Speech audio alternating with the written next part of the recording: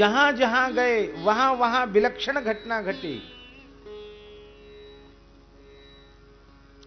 संभवतः सन 2000 की बात होगी। महाराज जी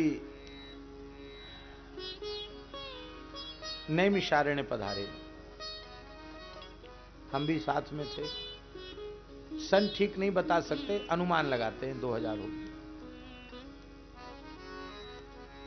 कमर झुकी हुई थी, थोड़ा शरीर शिथिल था, तो महाराज जी चक्र तीर्थ में स्नान करके और वहीं बैठ गए एक चौकी तखत पर, भूतनाथ महादेव का दर्शन करके महाराज जी वहीं विराज गए।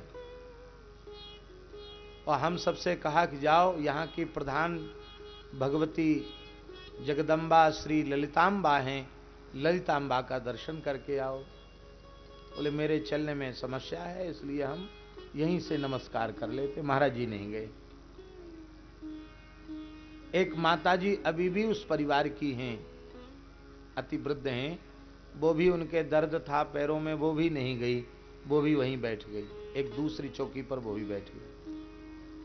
और महाराज जी का नियम था कहीं बैठ गए तो अपना कुछ न कुछ प्रेम से कीर्तन या पाठ कुछ न कुछ शुरू कर देते थे। अब क्या गुनगुना रहे थे तो वही जाने।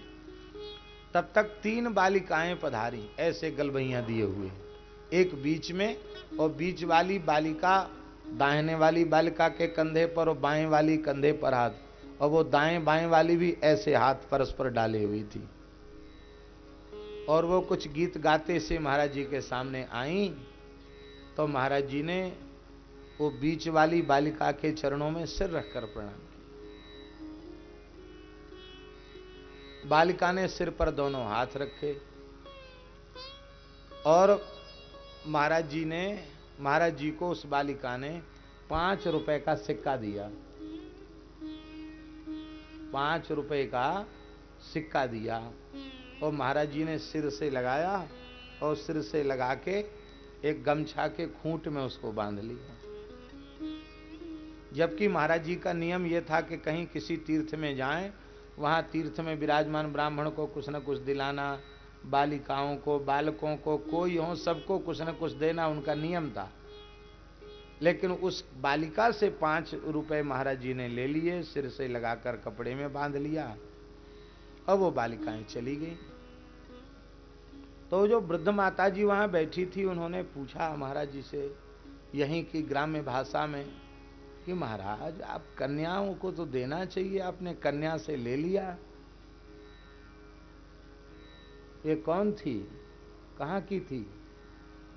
तो महाराज जी गदगद होकर के बोले, हमें वृद्ध लाचार अपंग देखकर साक्षात भगवती ललिता जी अपनी सखियों के सहित आई थी, दर्शन देकर, आशीर्वाद देकर, और बेचारा गरीब साधु है ये मान के कुछ दक्षिणा दे करके चली गई। अब ललिता जी दक्षिणा दें तो वो तो रखनी पड़ेगी। महाराज जी के खूंट में रुपया था।